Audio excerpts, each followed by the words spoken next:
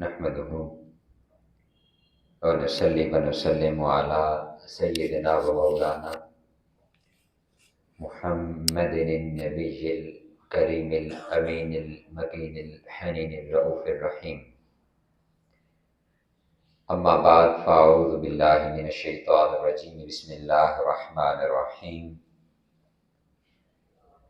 وما أرسلناك إلا رحمة للعالمين. صدق الله مولانا العظيم. إن الله وملائكته يصلون على النبي يا أيها الذين آمنوا صلوا عليه وسلموا تسليما. اللهم صل على سيدنا ومولانا محمد النبي الأمي وعلى آله وسلم تسليما. اللهم صل وسلم وبارك على سيدنا وحبيبنا محمد وآل محمد. صلاة وسلام عليك يا سيدي يا رسول الله وعلى آلك وأصحابك يا سيدي يا حبيب الله.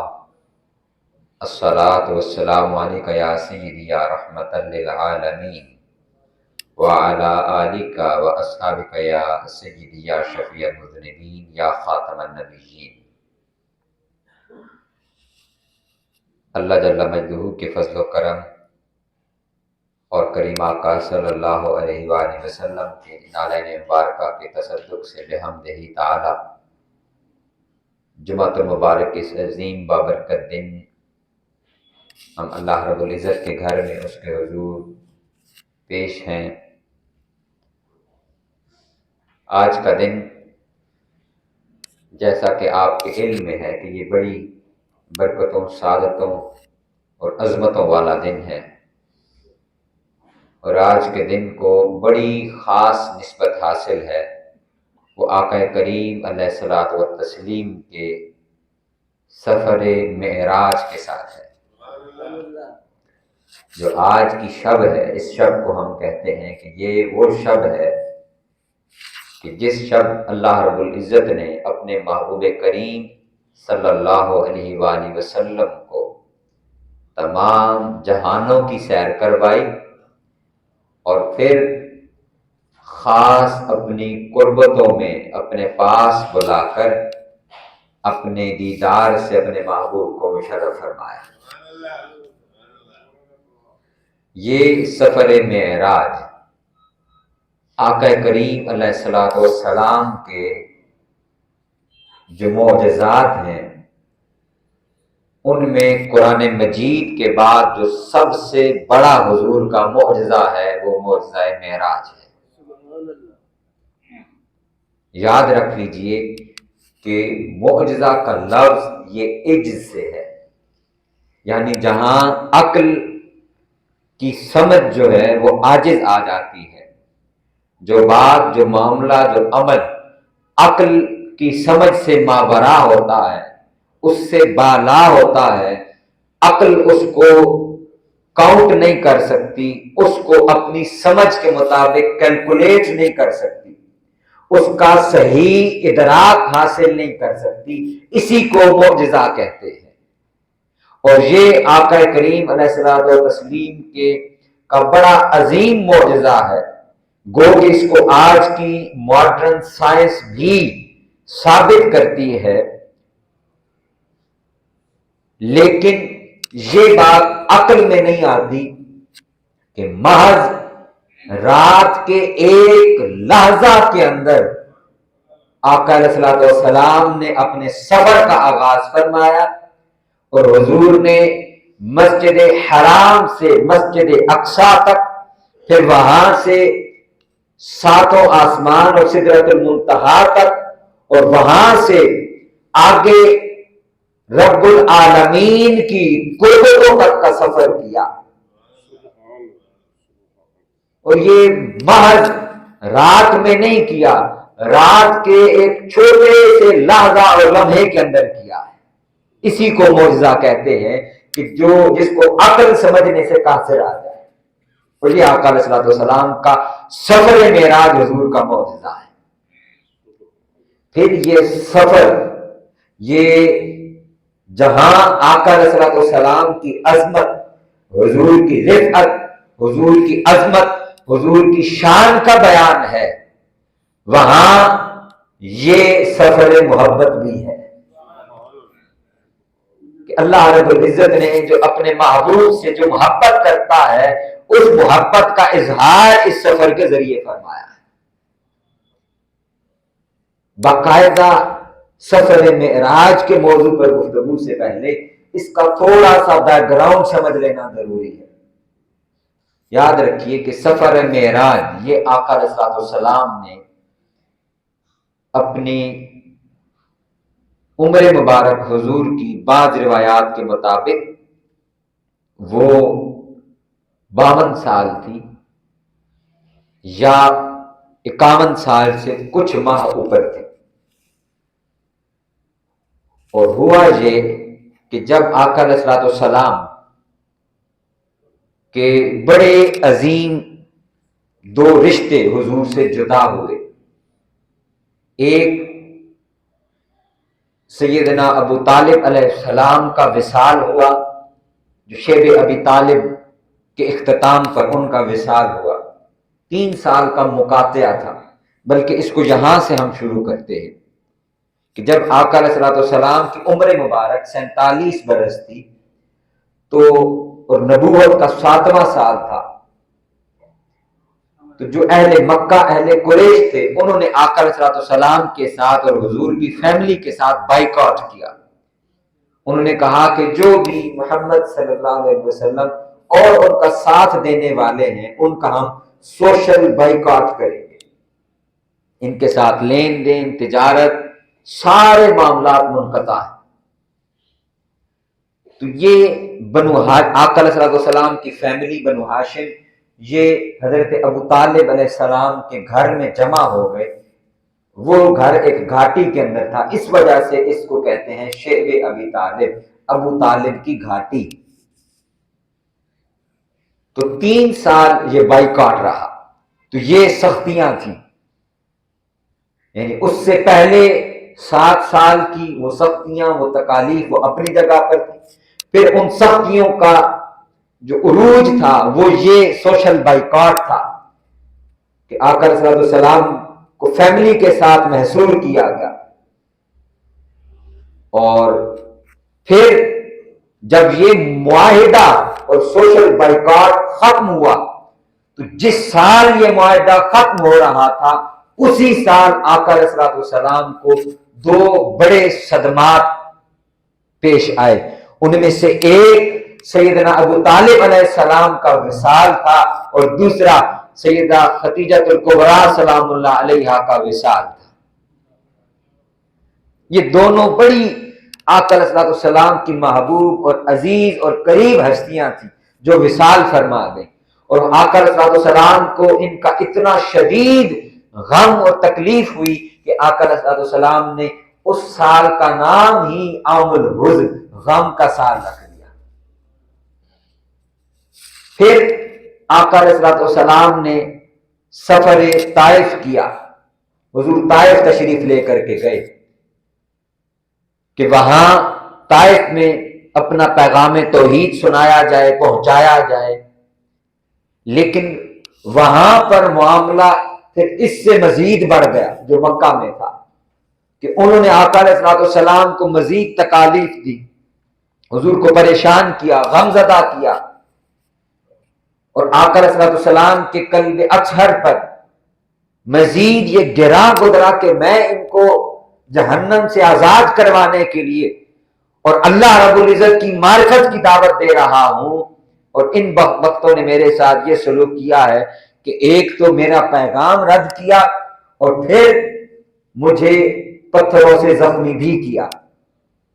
اس حال میں جب آقا علیہ السلام واپس پلٹے مکہ میں تو پہلے جب کبھی تکلیف ہوتی تھی تو آگے غم خار حضور کے چچا اور آقا علیہ السلام کی محبوبہ سیدہ خدیجہ الکبریٰ موجود ہوتی تھی، حضور کا غم بانٹنے کے لیے، شیئر کرنے کے لیے، آقا علیہ السلام کی ڈھارس بندھانے کے لیے یہ 2 ہستیاں موجود ہوتی تھی۔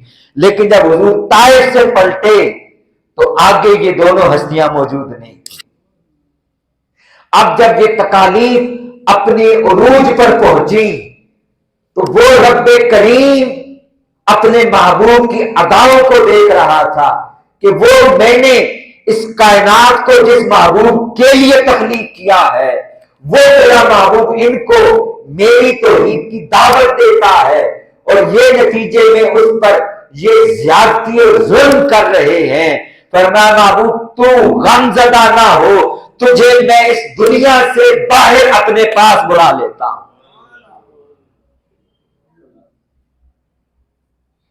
تو گویا یہ آقا علیہ الصلوۃ والسلام کا معجزہ، حضور کی عظمت، حضور کی رفعت، حضور کی شان کا بھی بیان تھا، اور رب کریم نے خود اپنے پاس بلایا کہ محبوب یہ دنیا والوں کو میں نے اپنا محبوب دیا، انہوں نے اس محبوب کی قدر نہ کی، لیکن محبوب میں ان کو بتاؤں کہ تو کتنی عظمتوں کتنی رفعتوں والا ہے۔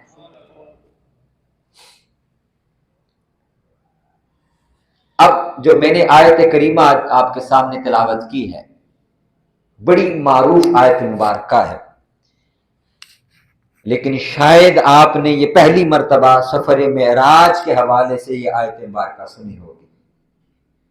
وہ ہے کہ اللہ رب العزت نے فرمایا وَمَا أَرْسَلْنَاكَ إِلَّا رَحْمَةً لِلْعَالَمِينَ، کہ محبوب ہم نے آپ کو اور کچھ بھی نہیں بنا کر کے بھیجا، ہم نے اگر آپ کو کچھ بنا کر بھیجا ہے تو وہ یہ ہے کہ اللہ سوائے یہ کہ رحمتً للعالمین، آپ تمام جہانوں کے لیے رحمت ہیں۔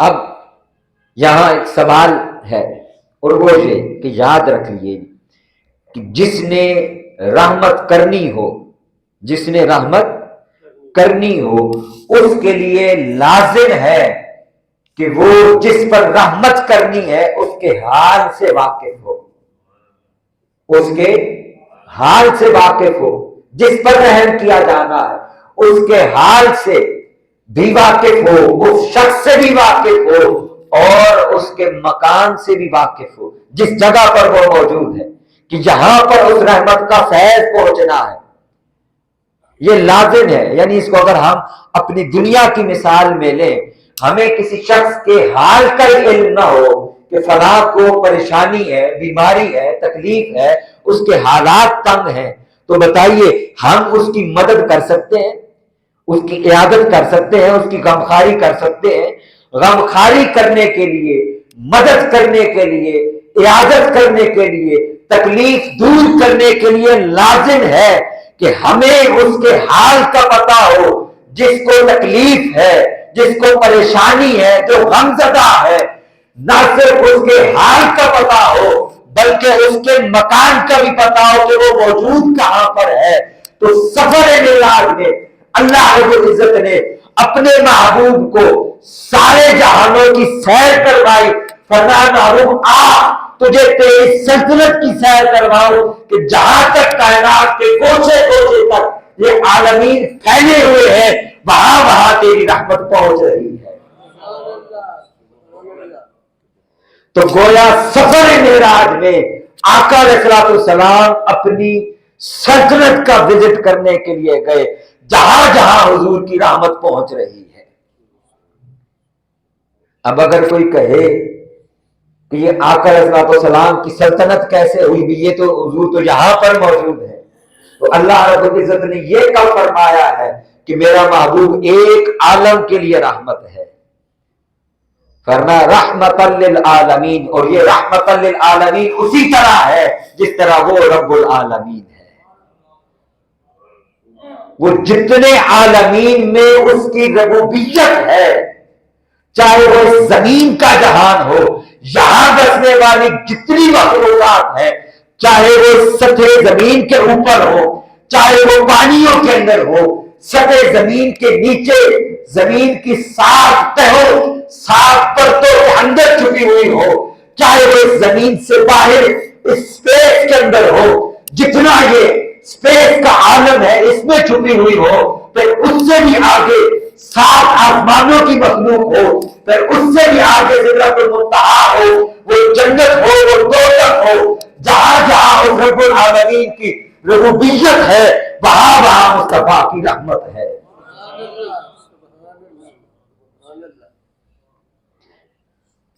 और अल्लाह रब्बुल इज्जत ने अपने महबूब को सारे जहानों का सफर करवाया कि महबूब आ, तुझे तेरी सल्तनत का आज विजिट करवाते हैं। ये है रहमतल लिल आलमीन और सफर मेराज कि गोया हुजूर ने हर वो है जिस पर हुजूर की रहमत है, हुजूर उसके हाल से भी वाकिफ हैं, उसके मकान से भी वाकिफ हैं।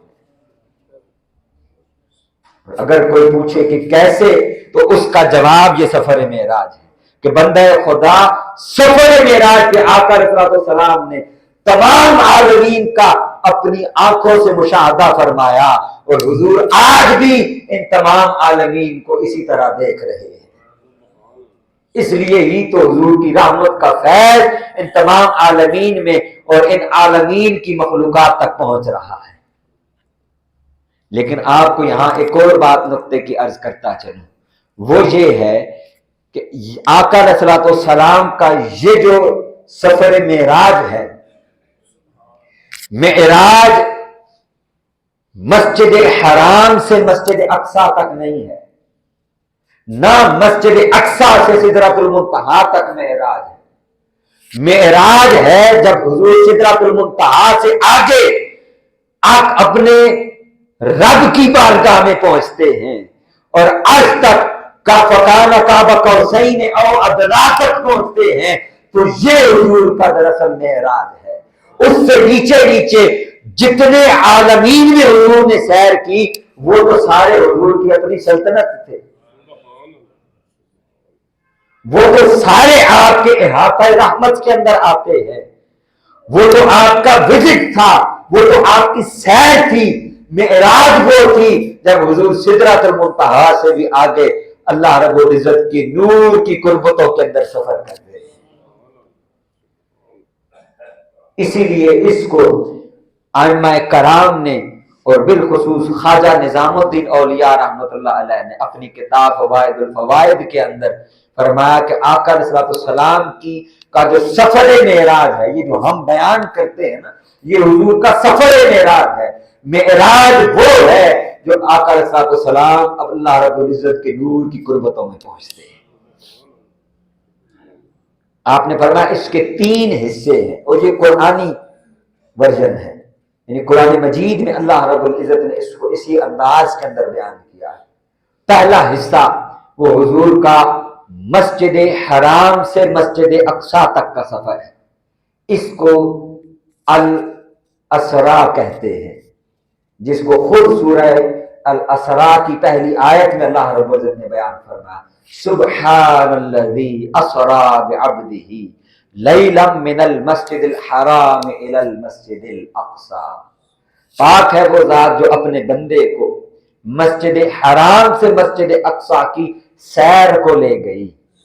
अल असरा, तो ये हुजूर का असरा था, मस्जिद हराम से मस्जिद अक्सा तक। फिर मस्जिद अक्सा से 7 आसमान ऊपर और सिदरतुल मुंतहा तक ये एज था कि हुजूर नूर की सीढ़ी के जरिए ये सफर तय करते चले गए, और फिर सिदरतुल मुंतहा से फकाना काबा कौसैन औ अदना, ये सफर हुजूर का मेराज था। फिर इसी तरह इन तीनों जो हालतें हैं सफर की, ये आका अलैहिस्सलाम की भी जो शख्सियत है उसकी भी मेराज की 3 हालतें हैं। एक आका अलैहिस्सलाम की हालत बशरियत की मेराज है, और वो मेराज क्या है?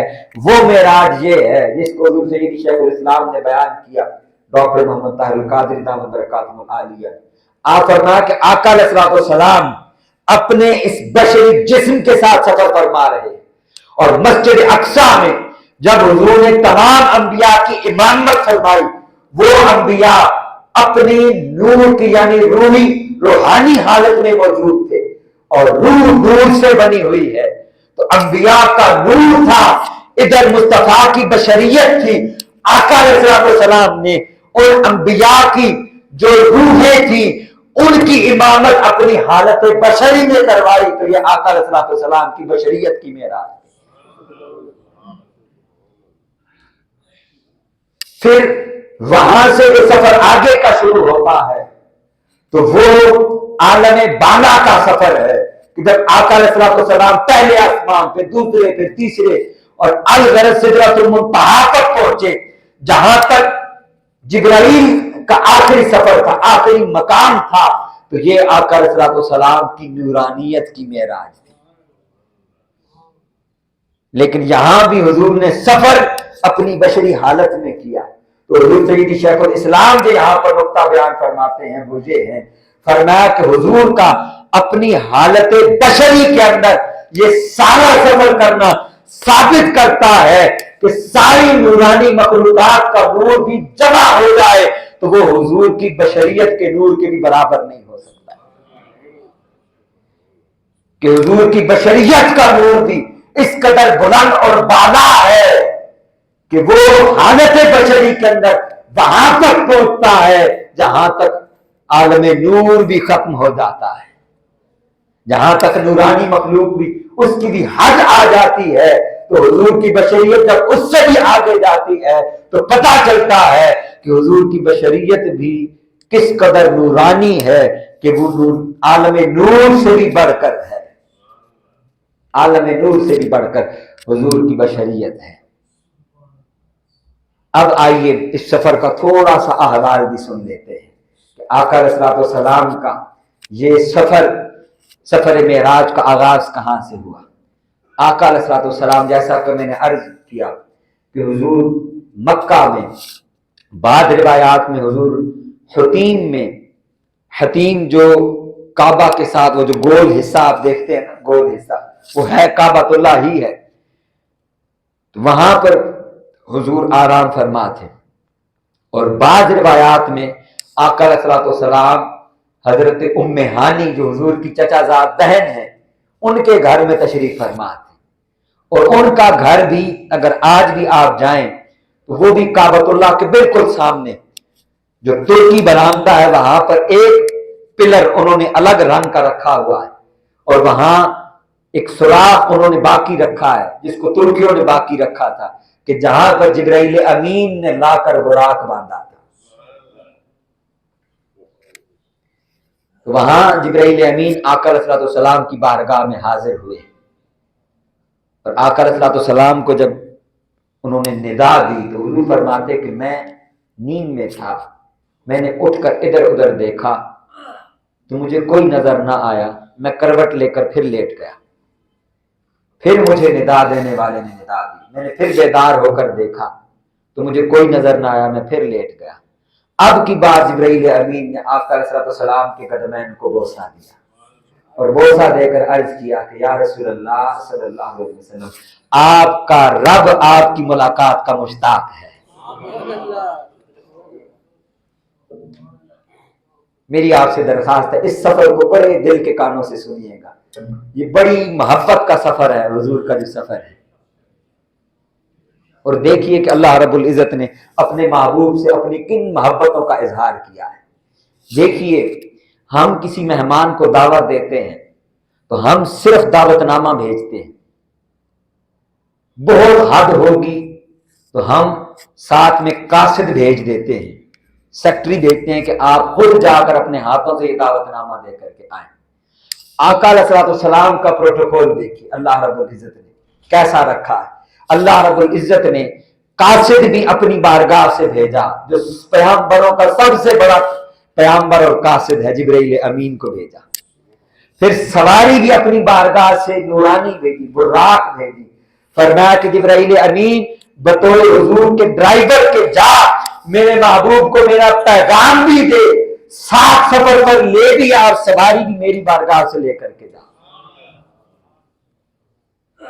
حضور فرماتے کہ پھر جب میں بیدار ہوا، جبرائیل امین کو دیکھا، جبرائیل امین نے یہ درخواست پیش کی کہ آپ کا رب آپ کی ملاقات کا مشتاق ہے، تو پھر جبرائیل امین نے وہاں میرے سینے کو چاک کیا، چاک کر کے میرے قلب کو، قلب اطہر کو آب زمزم سے دھویا، دھو کر کے اس کو بند کر دیا۔ یہاں ایک متعارف کرتا چلو کہ آقا علیہ الصلوۃ والسلام کے قلب میں، حضور کے سینہ اقدس کے اندر کوئی بشری چیزیں موجود نہیں تھی۔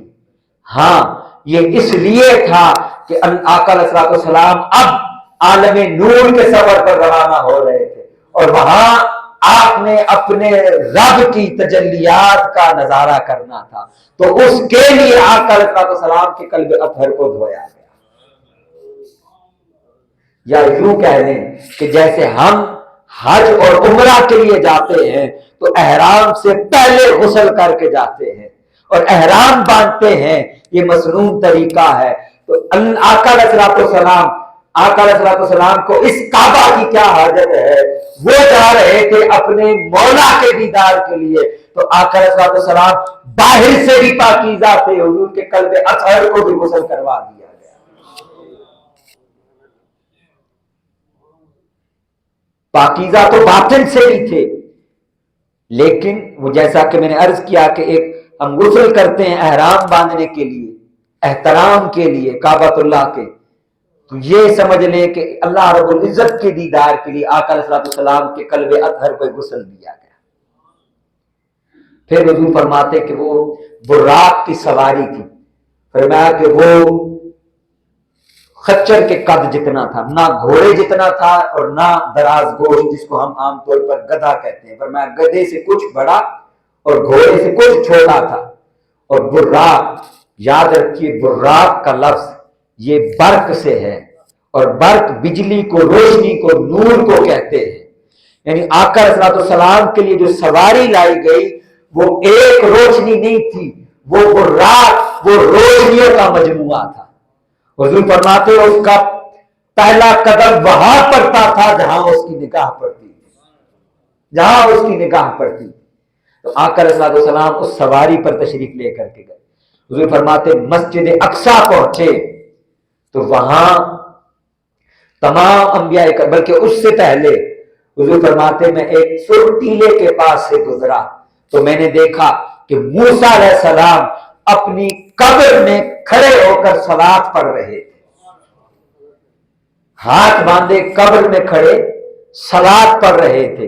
کچھ لوگوں نے ترجمہ کیا کہ موسیٰ علیہ السلام کھڑے ہو کر نماز پڑھ رہے تھے، کچھ لوگوں نے ترجمہ یہی کیا ہے کہ صلاۃ کا معنی ہے نماز، لیکن صلاۃ کا دوسرا معنی بھی ہے، اور وہ کیا ہے؟ ان اللہ و ملائکتہ یصلون، محبوب پر درود بھیجنا ہے۔ اور یہ معنی لیا حضور سید شیخ الاسلام ڈاکٹر طاہر القادری دامت برکاتہ اللہ علیہ نے۔ اور کیوں لیا؟ آپ فرماتے وجہ یہ ہے کہ سواری مصطفیٰ کی گزرنی ہو اور موسیٰ وہاں کھڑے ہو کر اللہ کے حضور نماز شروع کر دے، تو یہ حضور کی بارگاہ کا ادب نہیں، پروٹوکول نہیں ہے۔ پروٹوکول یہ ہے سواری مصطفیٰ کی گزر رہی تھی، موسیٰ کھڑے ہو کر حضور پر صلاۃ و سلام پڑھ رہے تھے۔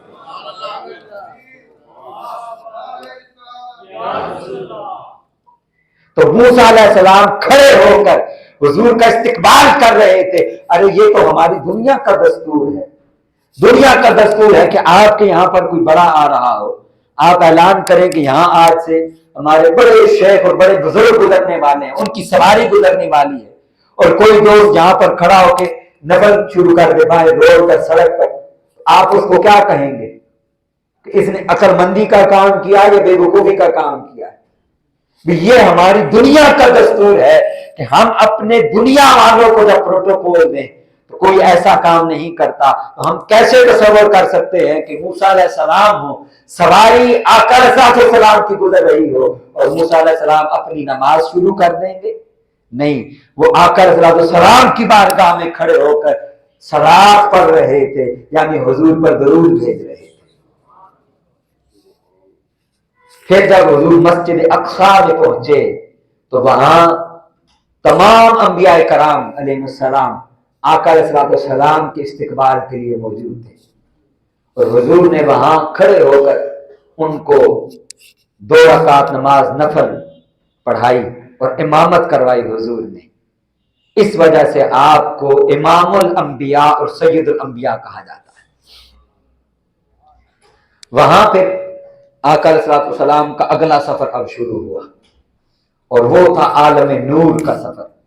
एक नूर की सीढ़ी लगाई गई जिसको इर्ज कहते हैं, सीढ़ी को अरबी के अंदर इर्ज कहते हैं।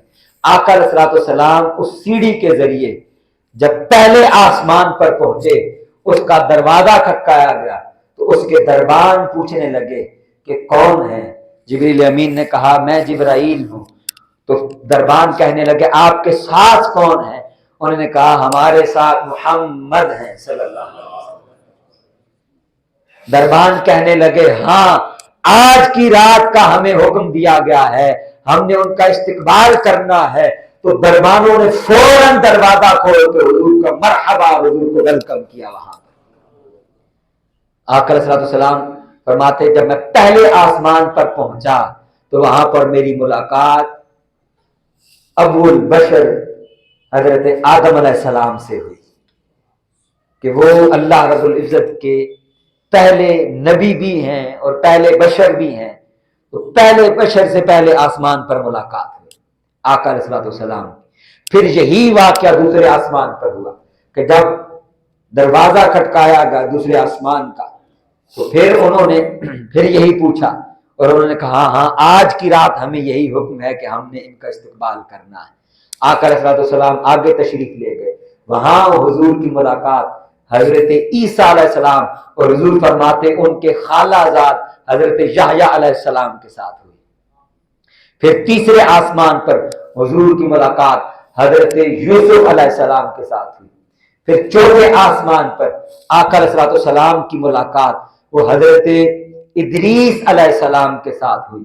फिर पांचवें आसमान पर हुजूर की मुलाकात हजरत हारून अलैहिस्सलाम से, छठे पर हजरत मूसा अलैहिस्सलाम के साथ हुई और सातवें आसमान पर जब हुजूर पहुंचे, हुजूर फरमाते कि मैंने देखा कि मेरे जद्द अमजद हजरत इब्राहिम अलैहिस्सलाम, वो जो फरिश्तों का काबा है जिसको बैतुल मामूर कहते हैं, उसके साथ टेक लगाकर बैठे हुए थे। फरमाया हजरत इब्राहिम के साथ मेरी वहां पर मुलाकात हुई। अब इससे आगे ऊपर एक मकाम आता है, इसको सिदरतुल मुंतहा कहते हैं। जिसको क्या कहते हैं? सिदरतुल मुंतहा। ये बेरी की तरह का एक दरख्त है जिसके पत्ते बेरी की तरह के हैं। मिसाल हमें समझाने के लिए भी, ये नहीं कि वहां को बेरी का दरख्त लगा हुआ है, हमारी समझ के लिए हमें बताया गया कि जैसे हमारी दुनिया के अंदर बेरी का दरख्त और इसके पत्ते होते हैं, इस तरह उसके पत्ते और वो नूर का दरख्त जो फैला हुआ है जिसके एक जानिब जन्नत है और एक जानिब दोज़ख है। वहां हुजूर फरमाते हैं कि मुझे दरखास्त की गई कि आप यहां पर तशरीफ फरमाओ, इसलिए कि यहां सारी आसमानी मखलूकात आपके दीदार के लिए जमा होने वाली है। वो जितने फरिश्ते हैं, जिसको हदीस मुबारका में आया कि 70,000 सुबह और 70,000 शाम हुजूर के रोज़ा अक़दस पर हाजिरी देते हैं और आका अलैहिस्सलाम पर हाजिरी देकर दुरूद और सलाम पढ़ते हैं। और हाल ये है कि उनमें से जो एक दफा आता है उसकी दोबारा क़यामत तक बारी नहीं आएगी। लेकिन अब सारे चाहते हैं कि आका अलैहिस्सलाम का दीदार हो, हुजूर की बारगाह की खैरात लें। सब के सब आलम बशरियत को तो हुजूर ने नवाजा। तो जब वो जो मैंने पहले आयत मुबारका पढ़ दी कि वमा अरसलनाका इल्ला रहमतल लिल आलमीन, तो गोया फरिश्ते भी कहते होंगे कि मौला वो जिनकी रहमत का हिस्सा हमें मिल रहा है, हमें उस रहमत से मुलाकात तो करवा, हमें उस रहमत का दीदार तो करवा। तो गोया वहां फरिश्तों के लिए आका अलैहिस्सलाम की दीदार का एहतमाम किया गया। हुजूर फरमाते कि वहां मैंने देखा कि ये नाव से नीचे एक बड़ा समंदर है और जहां तक देखता था वो आलम नूर ही नूर, फरिश्ते वहां जमा होकर आका अलैहिस्सलाम पर सलातो सलाम कर रहे थे। अब वो मकाम आया कि जब आका अलैहिस्सलाम आगे बढ़े और सिदरतुल मुंतहा का आखिरी मकाम आ पहुंचा, जब हुजूर उससे आगे तशरीफ लेकर जाने लगे तो जिब्राइल अमीन वहां रुक गए। آقا علیہ السلام نے فرمایا کہ جبرائیل اس پورے راستے میں تم میرے ساتھ تھے، مسجد حرام سے مسجد اقصیٰ تک، مسجد اقصیٰ سے آسمان، ساتوں آسمان تک، سدرۃ المنتہا تک، فرشتوں کی ملاقات تک۔ اب آگے کا سفر شروع ہو رہا ہے، اب تم داغ مفارقت دے رہے ہو۔ انہوں نے کہا یا رسول اللہ صلی اللہ علیہ وسلم لو دنوت، یا رسول اللہ اگر میں اس سے آگے بڑھتا ہوں اور ایک پور برابر بھی آگے جلتا ہوں تو یا رسول اللہ میں یقینی طور پر جل کر راکھ ہو جاؤں گا۔ یہاں سے پھر آقا علیہ السلام کا آگے کا سفر شروع ہوا اور حضور تنہا اپنے نور کے ساتھ آگے کا جب سفر شروع کیا تو قرآن کہتا ہے ما ضل صاحبکم وما غوا، وہ جو تمہارے پاس بیٹھتے ہیں تمہیں لگتا ہے کہ صبح و شام ہمارے درمیان یہاں گھر میں سوتے ہیں، اٹھ کے ہمارے پاس مسجد میں آتے ہیں، ہمیں نمازیں پڑھاتے ہیں، ہمیں اپنے دیدار سے مشرف کرواتے ہیں، ہمارے درمیان اٹھتے بیٹھتے کھاتے پیتے ہیں۔ قرآن کہتا ہے نادانوں یہ جو تمہارے درمیان بیٹھتے ہیں سنو یہ کہاں کا سفر کر کے آئے ہیں۔ ما ضل صاحبکم، تمہیں اپنی صحبت سے صحابی بنانے والا میرا محبوب جب سدرۃ المنتہا سے اگلے سفر پر گیا نہ وہ بھٹکا نہ وہ وہاں سے گمراہ ہوا۔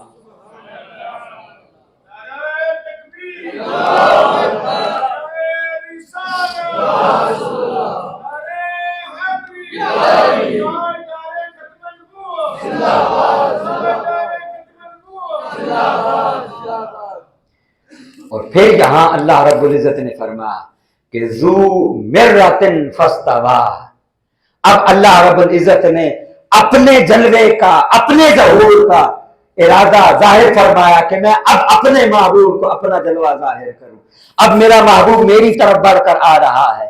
آقا علیہ السلام ادھر سے آگے بڑھے، ایک مقام آیا، حضور کو آواز آئی کف یا محمد، اے محبوب یہاں پر رک جا۔ اور یہاں سنیے یہ قرآن مجید کی آیت ہے، فرمایا ثم دنا، وہ قریب ہوا، یہ ایک قرب تھا، فتدلی، پھر وہ اور قریب ہوا۔ سوال پیدا ہوتا ہے کہ آقا علیہ السلام جب قریب ہوئے تو قرآن مجید ایک ہی لفظ تھا، ایک ہی مرتبہ کہہ دیتا کہ پھر وہ قریب ہوا، پھر وہ اور قریب ہوا، تو اس کا کیا معنی ہے؟ اس کی تفسیر پھر صوفیاء، علماء، محدثین اور مفسرین نے کی۔ فرمایا یہ دو ہیں، ایک کے ثم دنا، دنا یہ 3 حرفی ہے، اس کا معنی بھی قریب ہونا ہے، پھر فتدلی یہ 4 حرفی ہے اور اس کا معنی ہے اور زیادہ قریب ہونا، اس کا قرب پہلے کے قرب سے زیادہ ہے، پہلے کے قرب سے زیادہ ہے۔ معنی کیا ہے کہ مسجد حرام سے لے کر مسجد اقصیٰ تک، مسجد اقصیٰ سے لے کر ساتوں آسمان، سدرۃ المنتہا تک، یہاں تک مصطفیٰ چلتے آئے۔ جب سدرۃ المنتہا سے آگے بڑھے اب مصطفیٰ آگے جا رہے تھے، ثم دنا، یہاں تک کہ مصطفیٰ قریب ہوئے، فتدلی، اب مصطفیٰ کے ساتھ ان کا رب ان کی طرف قریب ہوا ہے۔ فرمایا محبوب تو وہاں سے چلتا چلتا زمین سے یہاں تک میرے قریب ہوا ہے، فتدلی، اب تیرا رب تیرے قریب ہو رہا ہے۔ تو یہ رب کا قریب ہونا تھا اپنے محبوب کے۔ فرمایا کف یا محمد، محبوب آپ یہاں ٹھہریے، اب آپ کا رب آپ کی طرف آتا ہے۔ تو گویا وہ ہر جگہ جو حضور کا استقبال ہو رہا تھا، کبھی مسجد اقصیٰ میں انبیاء استقبال کر رہے تھے، وہاں آسمانوں پر فرشتے استقبال کر رہے تھے، اب آگے جو مکان ختم ہو گیا، لامکان ختم ہو گیا، مخلوق نیچے رہ گئی، وہاں فقط مصطفیٰ تھا یا مصطفیٰ کا خدا تھا، تو وہاں کوئی خدا نے اپنے محبوب محمد مصطفیٰ کا استقبال کیا۔ نعرہ تکبیر، نعرہ رسالت، نعرہ حیدری، تاجدار ختم نبوت زندہ باد، تاجدار ختم نبوت زندہ باد۔ اب وہ مبارک گھڑیاں آئیں کہ جس کے بارے میں پھر قرآن نے کہا کہ فَكَانَ قَابَ قَوْسَيْنِ، اب وہ کتنا قریب ہوئے۔ اب اس قرب کو ہمیں سمجھانے کے لیے کہ کتنا قریب ہو سکتے ہیں، فرمایا کان قاب قوسین۔ قوسین کہتے ہیں کمانوں کو، دو کمانوں کو، یہ ایک کمان ہے، یہ کیا ہے؟ ایک کمان۔ اس کو بھی حضور سیدی شیخ الاسلام نے بڑا لطیف نقطہ بیان کیا۔ آپ فرماتے ہیں کہ دو دوست ہوں اور مدتوں بعد مل رہے ہوں اور دور سے ایک دوسرے کو دیکھے تو کیسے ملتے ہیں؟ فرمایا ایک یوں باہیں کھولتا ہے، دوسری طرف سے دوسرا باہیں کھولتا ہے، یہ ایک کمان ہے، وہ دوسری کمان ہے جو دوسرے نے باہیں کھول رکھی۔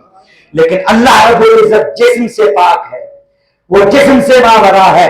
یہ ہمارے سمجھانے کے لیے بیان فرمایا جیسے تم ایک دوسرے کے ساتھ معانقہ کر کے ملتے ہو، فَكَانَ قَابَ قَوْسَيْنِ، صرف اتنا فاصلہ رہ گیا تھا، باری تعالیٰ اتنا قریب، فرمایا نہیں او ادنا، ارے اس سے بھی زیادہ مصطفیٰ کو خدا نے قریب کیا ہے، اور قریب کیا، اور اتنا قریب کیا کہ اب وہاں ایک اس کے نور کے جلوے تھے، ایک مصطفیٰ کے نور کے جلوے تھے۔ اب وہاں ایک فرق تھا، وہاں ایک فرق تھا، وہ فرق صرف یہ تھا کہ وہ خالق تھا، یہ مخلوق تھی۔ وہ کیا تھا؟ وہ خالق تھا، اور بس یہ واحد فرق وہاں رہا جس کو اعلیٰ حضرت فاضل بریلوی فرماتے ہیں مکان امکا کے جھوٹے نقطوں، تم اول آخر کی پھیر میں ہو، محیط کی چال سے تو پوچھو کہاں سے آئے کدھر گئے تھے، ارے وہی ہے اول، وہی ہے آخر، وہی ہے ظاہر، وہی ہے باطن، اسی کے جلوے، اسی سے ملنے، اسی سے اس کی طرف گئے تھے۔ عشق محبت، عشق محبت، عشق محبت، عشق محبت، سبحان اللہ۔ وہی ہے اول، وہی ہے آخر، وہی ہے ظاہر، کیوں؟ فرمایا اول ما خلق اللہ نوری، وہ اللہ رب العزت نے اس کائنات کے ابتدا سے پہلے جس کو پیدا فرمایا تھا، فرمایا اپنے نور سے اس رب نے میرا نور تخلیق فرمایا تھا۔ آج اسی کا نور اس دنیا کے اندر جس کو اس نے بھیجا تھا، جس دنیا نے اس کی قدر نہ کی، کبھی مکہ کے اندر ان کو تکالیف دی، جب وادی طائف کے اندر گئے وہاں ان پر پتھر برسائے، فرمایا محبوب یہ دنیا تیرے واسطے نہیں، آج تجھے میں اپنی قربتوں کے اندر اپنے جلووں کے نظارے کرواتا ہوں۔ ارے ہمیں کیا خبر کہ ہمیں رب نے کیا عطا کیا ہے؟ دوستو ہر لمحہ ہر گھڑی حضور پر درود و سلام بھیجا کریں، اس بات کا شکر ادا کیا کریں کہ رب نے کتنی بڑی نعمت ہمیں عطا کی ہے، وہ کیا محبوب ہمیں عطا کیا ہے، وہ کیا نور ہمیں عطا کیا ہے، وہ نور جو اس کی قربتوں میں رہنے والا تھا، وہ جو کائنات کی تخلیق سے پہلے اپنے رب کے نور کی قربتوں اور جلووں میں رہا، اس نے وہ نور ہمیں عطا کر دیا، وہ محبوب ہمیں عطا کر دیا۔ حضور سیدی شیخ الاسلام فرماتے ہیں ارے دنیا والو، کیا دنیا میں بھی دیکھا ہے کہ کوئی اپنا محبوب کسی کو دیتا ہے؟ کوئی اپنا محبوب بھی کسی کو دیتا ہے؟ ارے یہ رب کی رحمت ہے، یہ رب کا کرم ہے۔ ہم دنیا والوں کے لیے تو لفظ استعمال کرتے ہیں، اللہ رب العزت کی شان کے لائق نہیں یہ لفظ، کہ یہ اس کا حوصلہ ہے کہ اس نے اپنا محبوب ہم سے شیئر کیا، ہمیں بانٹ دیا ہے۔ اور کیوں دیا ہے؟ وہ گفتگو کا آغاز ہم نے کیا تھا، وَمَا أَرْسَلْنَاكَ إِلَّا رَحْمَةً لِلْعَالَمِينَ۔ یہ ہے حضور کی معراج اور حضور کی رحمت، کہ وہ رب العالمین جہاں جہاں تک اپنی ربوبیت پہنچا رہا ہے، یہ اس کا محبوب وہیں تک اپنی رحمت پہنچا رہا ہے، رحمت کا فیض پہنچ رہا ہے تمام عالمین میں، تمام مخلوقات میں۔ اور معراج بھی اسی لیے تھی کہ محبوب آ تجھے تیری سلطنت رحمت کا وزٹ کرواؤں، سیر کرواؤں، کہ تو دیکھ یہاں تک کی مخلوق ہے جو تیری رحمت کے فیض سے فیضیاب ہو رہی ہے۔ وہ جنت ہو، جنت میں رہنے والے جنتی ہو، وہ قیامت کے بعد جنت میں چلے جائیں گے تب بھی حضور کی رحمت کا فیض پائیں گے۔ وہ جنت کے پتے ہو، جنت کی حوریں ہو، جنت کی نہریں ہو، ہر شے کو حضور کی رحمت کا فیض مل رہا ہے۔ اور ایک اس دنیا کے اندر ہم بے وفا لوگ، ہم بے قدرے لوگ، جنہوں نے جانا ہی نہیں کہ ہمیں رب نے کیا محبوب عطا کیا ہے۔ جب رب نے فرمایا قف یا محمد، محبوب ٹھہر جا، وہاں اللہ رب العزت نے فرمایا السلام علیکہ، بلکہ آقا علیہ الصلوۃ والسلام نے فرمایا سب سے پہلے یہ جو ہم التحیات میں پڑھتے ہیں کہ کوئی نہ کوئی تحفہ تو بندہ لے کر کے جاتا ہے، تو عرض کی باری تعالیٰ التحیات للہ، باری تعالیٰ میری جتنی بدنی عبادتیں ہیں اور میری جتنی مالی عبادتیں ہیں، میری جتنی روحانی عبادتیں ہیں، ساری تیری ہی خدمت کے اندر پیش کرتا ہوں۔ تو جب آقا علیہ الصلوۃ والسلام نے 3 چیزیں اللہ رب العزت کی بارگاہ میں پیش کی، اللہ رب العزت نے فرمایا السلام علیک ایھا النبی، اے میرے محبوب آپ پر بھی سلام ہو۔ یہ پہلا تحفہ تھا جو اللہ رب العزت نے محبوب کو دیا۔ پھر فرمایا ورحمۃ اللہ، آپ پر آپ کے رب کی رحمت ہو، وبرکاتہ، اور آپ کے رب کی برکتیں ہوں۔